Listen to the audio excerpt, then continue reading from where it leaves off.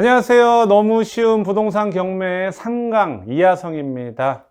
교수 아니에요. 학사예요. 네, 교수 이상 열심히 뛰고 있습니다. 예, 메가랜드 2년이 돼서 이렇게 진행하고 있는데 1, 2강 어떠세요? 1강은 뭐 릴렉스 했는데 2강 들으니까 이제 머리에서 슬슬 쥐가 나죠? 2강을 들으신 분들은 3강부터 이제 재밌습니다. 그리고 돈 버는 게 그렇게 재밌진 않지. 그나마 이하성을 만나서 좀 재밌는 거예요. 예, 진짜예요. 저 실제로 보면 얼마나 재밌는데. 양재동으로 오세요. 예, 메가랜드도 가까워요. 예. 자, 너무 쉬운 부동산 경매예요. 너무 쉽게 가르쳐야 돼. 예, 저는 쉬운데 여러분들이 어쩔란지 모르겠지만 다들 엘리트시잖아요. 네. 경매 절차를 무시하면 큰 코 다친다. 예, 코가 작은 분들도 다쳐요. 예. 제가 이제 경매 컨설팅을 하다 보면은 경매 절차를 모르셔가지고, 경매하려면 어떻게 해야 돼요? 뭐 지금 입찰하기 전에 뭘 어떻게 해야 돼요? 입찰장에 어떻게 가야 돼요? 뭘 준비해야 돼요? 낙찰 받았는데 어떻게 해야 돼요? 명도하려면 어떻게 해야 돼요? 등등등등 얘기를 하시거든요. 힘 빠지게 결론부터 얘기하겠습니다. 결론부터 말씀드리면 경매 절차를 가장 빨리 이해를 하시려면요. 1교시 때 말씀드렸는데, 경매를 어떻게 해야 돼? 어떻게? 신청하시거나 채권자지요? 그 다음에 좀 죄송한 말씀인데 당하시거나 그 다음에 조금 더 죄송한 말씀 경매 당하는 집에 살고 계시거나 너무 죄송하네요. 아유 죄송하다는 말씀 드리면서 제일 빨라. 왜? 돈이 걸려 있기 때문에 이 절차를 모를 수가 없어요. 모를 수가 없어. 근데 우리가 경매 신청할 지금 채권자는 아니잖아요. 또 비약적으로 경매 당해서도 안 되고 경매 당한 집에 들어가서도 안 되고 그래서 경매 절차를 배워야 되는 겁니다. 경매 절차를 배우면 한도 끝도 없는데 가볍게 터시해 드릴게요. 정말 가볍게. 이 강의 1시간이 됐다는 소리를 듣고 나서 1시간 동안 고뇌했습니다. 왜 이렇게 길게 했을까? 우리의 그 러닝타임 기다릴 수 있는 시간은 30분인데 내가 무슨 소리를 했을까? 한눈에 보는 경매 절차 볼게요. 1번, 2번, 3번, 4번이 있네. 그 전에 복습할 게 있어요. 2강 보신 분들 경매 용어 배우셨죠? 그럼 이 경매 정보지를 해석을 할 줄 알아야 돼요. 이걸로만 끝나는 게 아니고 맨 윗단에 있는 건데 자 그럼 테스트 해볼게요. 또 긴장하시네. 또 영상 끄시는 분들이 있어. 그러시면 안 돼요. 자, 스피드 옥션. 이건 경매 용어가 아니야. 이거 하지 마시고 서울 서부지방법원에서 경매가 진행됩니다. 서부지방법원은 공동역에 있죠. 내리시면 되고 법원 안내는 클릭하시면 위치 나오고요. 2020 타경 2020년에 경매 부호 1376번째 경매 사건이고 임의경매, 강제경매 배웠죠? 대부분 임의경매. 그 다음에 매각기일, 입찰기일이 2020년 12월 8일 오전 10시. 와, 이 강의를 하는데 경매 진행 중인 걸 한다니까. 우린 그래요. 자, 소재지. 소재지는 뭔지 아시죠? 소재지. 어렵다고 생각하면 뭐든지 어려워. 소재지. 우리 집원. 우리 집 어디 있는지. 서울시 마포구 성산동 81-32 대원 땡땡땡 빌라 도로명 마포구 성산로 등등. 용도는 다세대 빌라. 이 용도는요. 대장용도 밑에 있잖아요. 다세대 주택이라는 건 건축물대장 보시고 확인하셔야 됩니다. 번외적으로 말씀드리는데 경매할 때 항상 봐야 되는 3대장 공부가 있습니다. 등기사항 증명서, 등기부등본, 건축물대장, 그 다음에 토지이용계획 확인원, 그 다음에 뭐 시세라던가 등등등 다 봐야 되는데 거기서 플러스하는 거는 매각물건 명세서 이렇게 봐야 됩니다. 아니 왜 강의를 무성의하게 해요? 등자만 쓰면 어떻게 해요? 건자만 쓰면 집중하시라고. 내가 다 쓰기 싫어서가 아니고 다 써놓으면은 또 잔단 말이야. 그래서 집중하시라고. 오케이? 사실은 글씨를 잘 못 써요. 그래서 대장용도 대지권 땅 몇 평이야? 토지 22.7제곱미터 6.87평. 이제 그 단위가 제곱미터 단위로 표기하게 돼 있죠. 전용 면적 45.69제곱미터. 그 다음에 채권자는 하땡땡님이 경매 신청을 했다라는 얘기고 채무자는 경매 당하시는 분 김땡땡. 보통 채무자와 소유자는 동일하지요. 근데 가끔 보면은 소유자는 김땡땡인데 채무자는 법인이거나 다른 사람일 수도 있어요. 소유자는 김땡땡인데 이 채무자는 다른 사람일 수도 있고 근데 우리하고는 별 상관은 없어요. 매각 대상 저번에 배웠죠. 토지 슬래시 건물 일괄 매각. 토지 밋이에요, 밋. 저번에 밋이라고 했는데 슬래시인데요. 그냥 알아들어. 그냥 토지 밋 건물 일괄 매각. 그 다음에 예, 감정가 1억 8,700이에요. 너무 꼼꼼하시면 안 돼요, 세상사. 예. 최저가는 보통 서울은 1회 유찰되면 20% 저감돼서 1억 4,960. 정확히 맞나요? 막 계산기 두드리는 분들, 안 두드려도 돼요. 알아서 계산해서 나와요. 1억 4,900. 그 다음에 입찰보증금은 1억 4,960만 원에 10%인 공하나만 빼면 되죠. 1,496만 원. 금액 다 써져 있으니까 준비하시면 되고, 그 경매 채권자, 경매 청구 금액이 약 1억 1,000이라는 얘기고요. 그런 얘기입니다. 자, 여기까지 이해가 가셨죠? 이것도 이해가 안 되면 쉽지 않아요. 제가 쉽지 않아요. 잘못 가르친 거야. 자, 보시면 경매 절차 해답을 말씀드리겠습니다. 경매 절차 뭘까요? 너무 쉽게 얘기하고 이번 상강은 끝낼게요. 자, 돈 빌려주세요. 담보 갖고 와. 네. 야, 왜 이자 안 내? 경매 는다? 마음대로 하세요. 누가 낙찰받았네? 그 돈 경매 배당재단에 쌓였네? 야, 돈 받을 사람들 와. 배당기일날 돈 받아가. 끝! 예, 낙찰받은 사람은 낙찰받고 뭐해? 명도하는데 협상이 안 돼. 인도명령 해야겠다. 안 돼? 강제집행 해야겠다. 나갔네. 끝! 이게 절차 끝이에요. 3교시를 몇 분 해야 되는데 끝내도 되나 모르겠네. 자, 볼게요. 자, 경매 신청하신 분이 사건 접수하지요. 2020년 3월 26일 날. 그쵸? 접수하면 어떻게 해야 돼요? 저번 시간에 배웠죠. 경매 개시 결정 경매 개시 결정을 어디다 해? 등급이 한다고 그랬잖아요. 여기 써있네. 개시 결정 2020년 3월 27일 날. 아주 승질도 급해. 26일 날 했는데 27일 날 개시 결정을 해. 아주 스피드하네요. 3번. 권리 신고하면서 이제 돈 받을 사람들 배당 요구 종기일 내에 배당 요구 하시라고 그랬죠. 돈 받을 사람들 2020년 6월 9일 날. 약간 3개월 후에 해야 되네요. 3개월 내에 배당 요구 종기일 내에 근데 배당 요구를 하셔야 됩니다. 네 번째. 이제 뭐 이러고 나서 법원에서 명령하죠. 감정평가 해라. 집행관님을 통해서 현장 조사를 해라. 등등등 해서 입찰할 서류를 만들 거 아닙니까? 만들고 나서 뭐예요? 매각기일 잡히죠. 경매기일 2020년 11월 3일 날 1억 8,700에. 근데 이제 유찰이 됐어. 그러면 약 한 달 후에 입찰이 진행되거든요. 2회차가 1억 4,900이 된다. 이게 끝이에요. 경매 절차가. 뭐가 이렇게 어려워? 너무 쉽네. 예. 디테일하게 나갈게요. 이렇게 해서 끝내면 또 뭐라 그런다고 결제하신 분들이 야, 이거 너무 날로 먹은 거 아니야? 그래서 또 제가 준비를 했죠. 예. 자, 경매 절차를 무시하면 큰 코 다친다. 외국 사람 당연히 다치고 한국 사람 다쳐요. 볼게요. 어우, 복잡하죠? 머리 아파. 근데 지금 얘기한 게 다네. 스피드하게 읽어드릴게요. 돈 받을 거 있어요. 경매 채권 청구액을 가지고 채권자가 경매 신청하면 법원에서 경매 개시 결정하고, 권리 신고하라고 배당 요구 종기를 만든다고 그랬죠. 결정 공고하고, 매각의 준비. 매각의 준비는 뭐예요? 아까 말씀드렸죠. 뭐 감정 평가도 하고 현황 조사도 하고 등등등 한 다음에 리스트업 하고 서류 만든 다음에 일간신문 공고한 다음에 경매 준비하고 매각 결정 지정 공고한 다음에 우리가 이때 들어가죠. 매각의 실시. 매각의 실시가 뭐야? 입찰. 입찰 기일. 그 다음에 이제 매각되고 나면 법률적으로 낙찰받은 물건이 문제가 있는지 없는지 법원에서 매각 허브 결정 절차를 합니다. 그래서 문제 없네? 문제 없네? 야, 돈 내, 돈 내. 낙찰받은 사람 빨리 돈 내. 그러면 네, 돈 냈어? 야, 이 돈이 배당재단에 쌓였다. 야, 돈 받을 사람 빨리 와. 빨리 와. 네가 권리신고하고 배당 요구 좀 네, 올게요. 그러고 나면은 배당 절차 끝나고 소유권 이전 특히 촉탁 인도 명령인데, 배당은 이 촉탁은 이 9번으로 들어오는 게 아니고요. 매각대금 납부할 때 실질적으로 소유권 이전 등기가 됩니다. 이건 약간 오류가 있네요. 매각대금 납부할 때 인도명령 하고요. 이 과정 끝이고 배당 절차합니다. 쉽죠? 어려워요?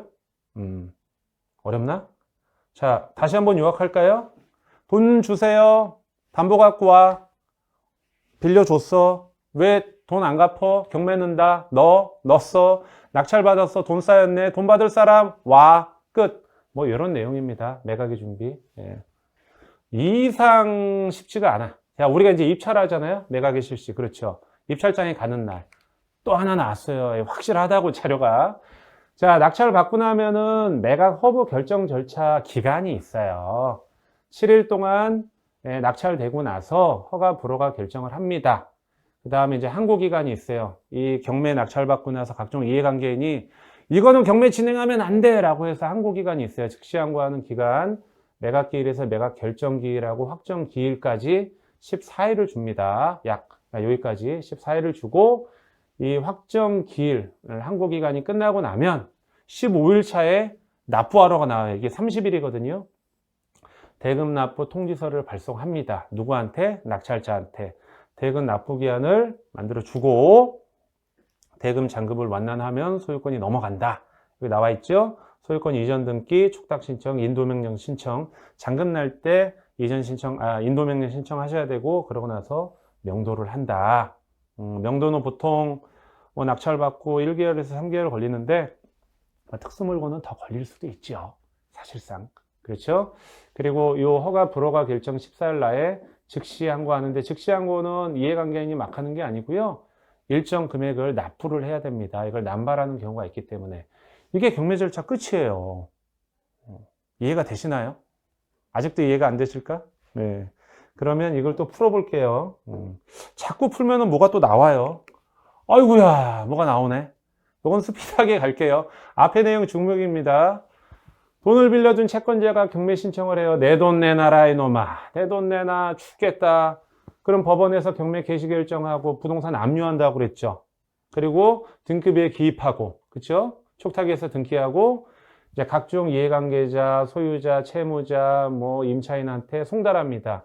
이 경매는 민사집행법이기 때문에 송달주의입니다. 모든 경매가 진행을 할 때 채권자뿐만 아니라 채무자, 뭐 임차인, 이해관계자가 송달을 받아야 진행되는 민사집행법이고요. 물론 송달을 못 받는 경우는 뭐 송달 간주를 하는 경우로 진행하기도 하는데 송달 간주에 불복을 해서 매각 불허가 내는 경우도 간혹 있다. 보시면 되고요. 그건 차차 말씀드리고요. 자, 경매 신청하고 나면은 법원에서 권리신고하면서 배당 요구 종기일 내에 배당받을 사람 빨리 배당 요구 종기일. 만약에 6월 6일이 배당 종기일이라 꼭 이 기간에 하셔야 돼요. 가끔 보면은 선순위 대항력이 있는 임차인 배당 요구를 했는데 2억짜리 선순위 세입자가 있는데 이 선순위 세입자 대항력이 있는 분이 6월 7일 날 배당 요구를 했어요.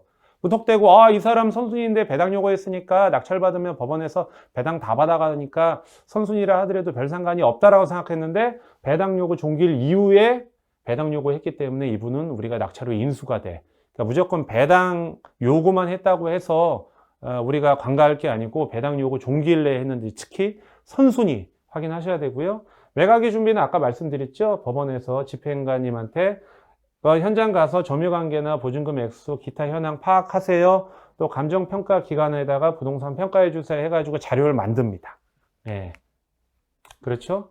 그러면 이제 앞에는 압류 절차였고요. 뒤에는 현금화 절차. 매각 방법, 입찰 방법 14일 전에 지정 공고 통지한다고 얘기했죠. 매각의 실시, 우리 입찰하는 거예요. 경매법정에서 매각을 실시하고 최고가 매수인 및 차순위 매수 신고인을 정한다. 차순위가 뭐예요? 저번에 배웠잖아. 2등. 최고가 매수 신고인 뭐지? 1등 낙찰자요. 여러분들 내가 너무 수준을 낮게 봤나요? 주무시지 말라고 애드립을 쳐봤습니다. 수준 높은 거 알아요. 또 오해하지 마시고. 벌써 악플 달라고 했는데 키보드에서 손 떼세고 매수인이 없는 경우에는 법원은 최저 매각 가격에서 저감. 보통 1회 유찰되면은 통상 20% 서울, 뭐 지방, 경기도 포함해서 30% 저감된다. 만약에 5월 5일 날 입찰을 냈는데 아무도 입찰 안 들어오면 보통 6월 중에 6월 5일이든 10일이든 한 1개월 후에 다음 회차가 지정이 되고요.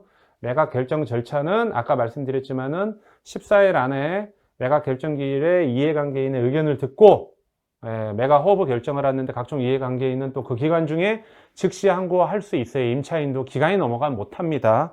결정이 딱 끝나고 나면 불허가 신청하실 분들이 있을 수가 있어요. 경매 입찰하신 분들도. 그래서 날짜 잘 보셔야 되고 매각 불허가는 잘 이루어지진 않아요. 가끔 보면은 경매 진행했다가 매각 불허가 돼서 다시 경매 물건 나오면 저한테 연락 와요. 대표님 매각 불허가 왜 났죠? 경우의사가 너무 많아서 명백하게 그렇게 알 수는 없어요. 이해관계자만 알 수 있기 때문에. 대부분 근데 뭐 보통 케이스는 송달, 경매 진행된 걸 모르는 상태에서 됐을 때 거기에 관련된 이해관계자, 아니면 뭐 원인무효 소송 등등등이 있는데 경우의 수가 많습니다. 그럼 경매계에 전화하셔야 되고 이해관계인만 알려줍니다. 자, 현금화 절차 두 번째입니다. 두 번째, 매각대금의 납부. 낙찰받았으면 아까 납부한다고 얘기했죠? 45일 안에. 왜 45일 안에죠? 처음에 낙찰받고 7일, 토탈 14일 동안 매각 허가 결정 확정을 하고 이제 30일 안에 잔금을 내야 되는데 딱 30일을 채우는 게 아니고 15일 차 때부터 30일까지는 아무 때나 낼 수 있다라는 얘기예요. 바로 허가 결정이 떨어지고 대금 납부 통지서 받고 그 다음날 바로 내도 되고 꽉 채워서 내도 되는데 문제가 있어요. 예를 들어서 자, 매각 만약에 뭐 7월 30일까지 잔금을 내야 돼요. 근데 내가 6월 30일 날 통지서를 받았어. 잔금 내라고. 한 달이 있으니까 이 사이에 대출을 받으면 한 달 동안 대출이자 나가니까 요 기간에 점이자 만나서 명도 협상 해가지고 어느 정도 맞춰놓고 언제 이사 간다고 할 때 7월 한 25일 정도에 잔금 내야지라고 생각했는데 정말 재수없게 경매 신청한 사람이 취하를 시켰어요. 그러니까 법원에서 돈을 찾아가래. 이게 무슨 소리야? 그게 뭐냐 하면은 내가 잔금 내기 전까지는 최고가 매수 신고인이지 취득자가 아니에요. 예, 그렇기 때문에 만약에 어떤 물건이 야, 이거는 취하될 수도 있는 소액으로 이루어진 경매 사건이다. 아니면은 매매를 돌릴 수 있다라고 이제 우려가 있는 물건은 대금 납부 통지서를 받으면 바로 납부를 하셔야 됩니다. 이런 부분 가끔 제가 봐요. 이럴 때 얼마나 힘들어요. 정말 어렵게 낙찰받았는데 50번을 입찰 들어갔는데 50번을 다 떨어지고 51번째 낙찰됐어. 너무 기분 좋은데 이제 이자 돈 조금 아끼려고 했다가 법원에서 연락 와 돈 찾아가라고. 그럼 야, 내가 여태까지 고생한 거 일당 주세요. 아무도 안 줘요. 그냥 씁쓸하게 가다가 끊었던 담배를 다시 피던가. 못 먹는 소주를 병나발을 불어야 되는. 그리고 한마디 하겠지. 나 다시는 경매 안 해 내가. 그러겠죠. 언제든지 할 수 있지만 가급적 빨리 하세요. 이자 돈 무서워서 뭐 할 건 아니고. 매수인이 지정한 기간까지 대금을 납부하지 않아야 할 때 차순위 2등 신고인에게 매각 허브 결정을 하고 차순위 신고인이 없는 경우에는 재매각을 한다. 입찰보증금은 재매각 시에 잔금 내고 나서 낙찰되고 나서 1등이든 차순위가 있는 경우 2등이든 돈 안 냈을 때 처음 스타트할 때 입찰보증금 20% 최저가에. 자, 소유권 이전 촉탁 부동산 인도명령 매수인은 대금을 완납을 하면요 인도명령 신청을 할 수 있어요. 잔금 내는 날 하시면 되고요. 참고적으로 법원에 가면은 법원에 그 대출 하라고 대출 상담사 분들이 명함들 주시거든요. 그분들 통해서 또 대출하시면은 인도명령 신청 서비스를 해주고요. 셀프로 하는 것도 어렵지 않습니다. 매수인이 완납하고 나면 부동산의 소유권을 취득하고 집행법원에서는 촉탁 등기를 해서 뭐 소유권 넘어간다. 뭐 이런 내용입니다. 예, 이 내용인데 보세요. 이 내용인데 요거를 풀어서 얘기한 게 이거야. 보세요. 예. 요거죠. 1, 2, 3, 4. 예, 요걸 풀어서 얘기한 거예요. 예. 근데 우리가 입찰하는데 채권자가 있는데 사건 접수하고 개시 결정하고 중요해요? 안 중요해요. 우리하고는 상관이 없어요. 근데 배당 요구 종기일은 봐야 되죠. 선순위 임차인이 배당 요구 종기일 내에 배당 요구를 했는지. 그 다음에 이건 당연히 봐야지 언제 입찰하는지. 그렇죠? 네, 그 내용입니다. 근데 이게 이렇게 보시면 이 내용 왼쪽에 절차, 그 다음에 낙찰 받고 낙찰 후 경매 질차 뭐 얘기해 드렸고요. 압류, 뭐 어떻게 이제 경매 신청권자 입장에서 매각 방법, 그 다음에 납부하는 방법, 이제 변제 절차가 있어요. 낙찰 다 받고 나면 어떻게 됩니까? 다 받고 나면 그 돈이 법원 배당재단에 쌓인다고 했죠. 자, 보시면 매수인이 매각대금을 완납하면 법원은 배당기일을 정해가지고 우리 권리신고하신 분들 있죠. 집에 다 우편물이 갑니다. 민사집행법이니까 절차법에 의해서 야, 배당기일 잡혔으니까 돈 받을 사람 와 했는데 내가 10번 중에 배당수인 중에 7번인데 앞에서 다 털고 나는 돈 받을 게 없어요. 근데 배당기일 날 법원에 올 필요는 없죠. 예, 그런 분들은 올 필요가 없는데 돈 받을 사람이 있는 분들은 이해관계인가 배당 요구를 해야 돼요. 배당 요구 안 해도 배당되는 경우는 나중에 알려드릴게요. 등급에 기재된 사람이 대표적인데 채권자에게 통지해서 배당을 실시한다. 법원 경매 매각 대금에서 배당 순위에 의한 배당 원칙을 하고 매각 대금이 적은 금액으로 매각 대금이 적은 금액이 아니고요.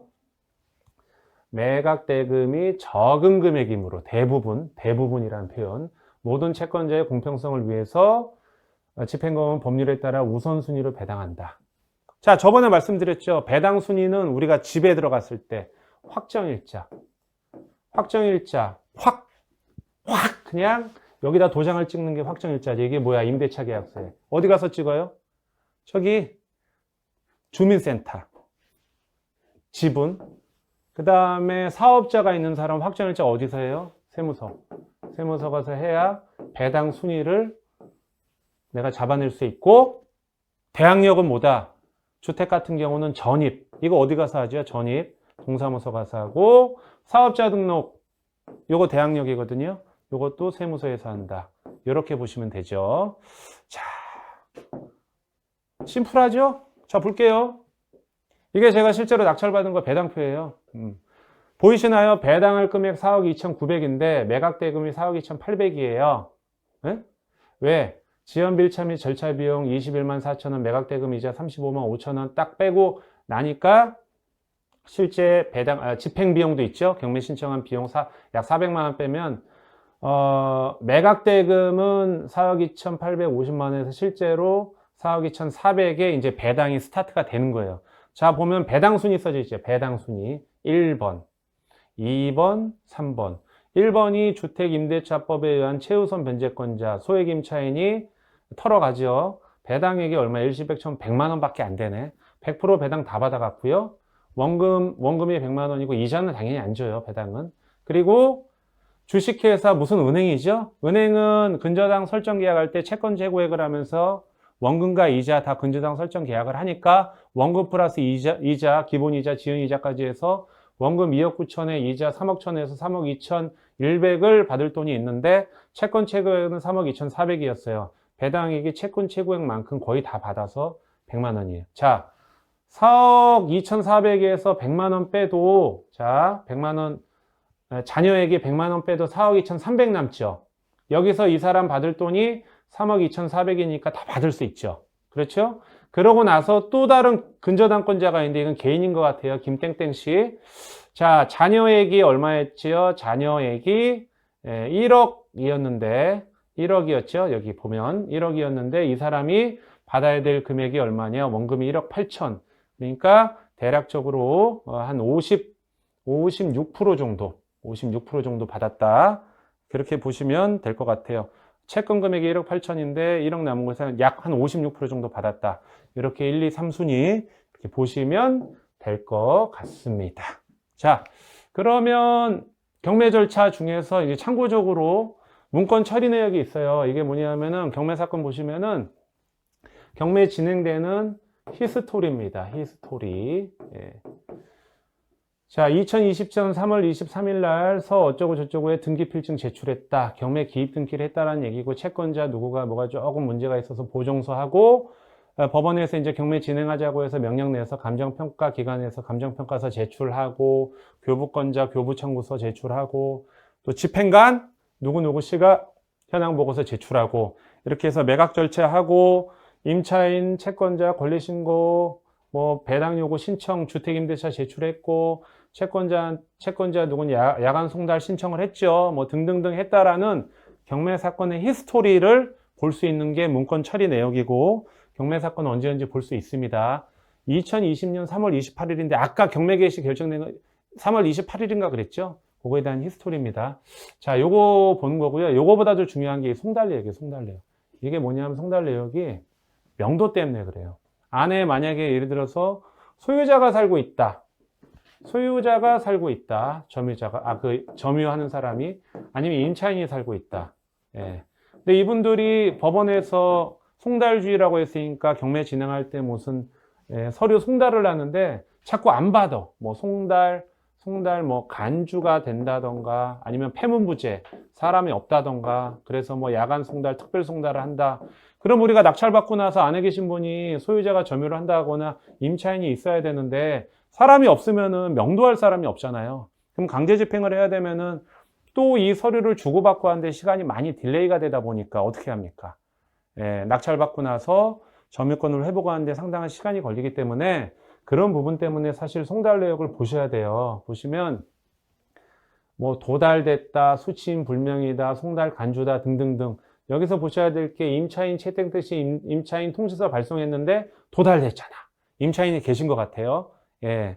또 밑에 볼게요. 뭐 채무자금 소유자 이분도 도달됐고 대부분 이제 도달이 많아요. 또 임차인 박택된 씨는 갑자기 송달 간주가 됐어요. 어차피 도달이 됐으니까 기본적으로 임차인이 살고 계신데 도달됐으니까 안에 계신 분이 살고 있겠구나. 물론 뭐 전입세대 열람을 통해서 알 수 있지만은 우리가 전입세대 열람이나 현장조사하기 전에 서류를 통해서 명도 난이도를 좀 볼 수 있죠. 그리고 아까 이제 조금 빼먹은 게 있는데 뭐가 있냐면 여기서 문건 접수 내역을 왜 보여야 되냐면은 우리가 입찰을 할 때 경매 사건 할 때 어떤 서류를 넣었을 때 히스토리잖아요.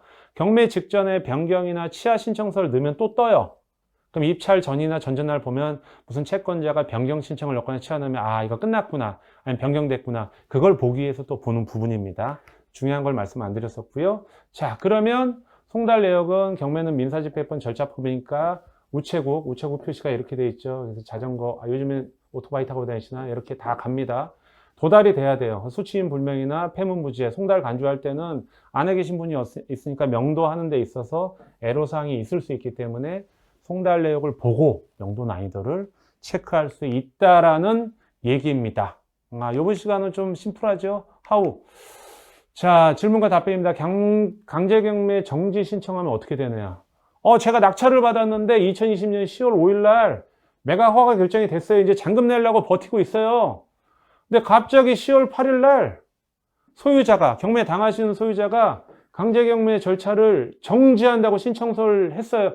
제출했대요. 문건 아까 접수 내역에 뜬 거야. 그리고 또 전화가 법원에서 연락이 왔어요. 이럴 경우 그러면 제가 낙찰 받았는데 강제경매 정지 신청을 했으니까 경매 당하시는 분이 그럼 난 끝나는 건가요? 전 낙동강 오리알이 되는 건가요? 네. 어떻게 해야 돼요? 그 얘기예요. 이제 강제경매라고 말씀드렸는데요. 강제경매 같은 경우는 그냥 취하할 수 없고요. 낙찰자의 동의서를 얻어야 돼요. 근데 이제 많은 분들이 모르시는데, 많은 분들이 착각하시는데 강제경매할 때는 그 사람의 동의서를 얻어야 되니까 막대한 돈을 줘야 되고 그 사람이 동의 안 해주면은 절대 취소나 취하할 수 없다 이렇게 말씀하시는데 그렇진 않아요. 강제경매든 임의경매든 모두 경매의 원인이 되는데 예를 들어서 낙찰자 동의 없이도 해당 사건을 취소 가능해요. 어떤 경우 임의경매는 곧바로 취소 가능한데 강제경매는 낙찰받은 사람의 동의서를 받아야 됩니다. 만약에 협조를 안 하면 어떻게 해요? 정지 신청 기간 중에 낙찰자가 동의를 안 해줘도 채무 변제한 채무자 경매 당하시는 분은 법적 진행으로 경매 취소를 신청시킬 수도 있다라는 얘기입니다. 그러니까 가끔 낙찰받았는데 강제경매 신청이 들어오거나 뭐 동의서를 받으러 채무자가 갔는데 채권자가 그 낙찰받은 사람 어디서 얘기를 잘못 듣고 막 막대하게 돈을 요구하시는 것을 대비해서 법적 절차가 있습니다. 아쉽지만 다음 기회를 노릴 수밖에 없어요. 근데 중요한 건 잔금을 빨리 내버린다. 그럼 상관없어요. 잔금 내기 전에 이런 현상이 생긴 거야. 잔금 내기 전에 잔금 내면 끝난 거고. 마지막 질문입니다. 인도명령 신청 후 절차가 궁금합니다. 전입세대주가 아버지하고 아들이 있어요. 계약자는 아들이에요. 계약자는 아들이고 전입세대주는 아버지예요. 아버지. 두 명이 있는데 전입세대주 아버지하고 계약자는 아들인데 이 두 명을 상대로 인도명령을 신청을 해야 되느냐 이 얘기를 하는 겁니다. 대부분은 세대주가 계약자인데 약간 특이한 케이스죠. 우선 이제 잔금 내고 인도명령 할 때는 전입된 세입자든 세대주 계약자든 전입된 세대주든 전부를 상대로 해서 인도명령을 하는 게 맞죠. 그러고 나서 열흘 정도 지나면 이제 법원에서 인도명령 신청이 떨어지고 혹시라도 둘 중에 한 분이 뭐 인도명령 그 통지서 수치를 거부하면은 공시송달을 한 다음에 강제 경매를 하면 됩니다.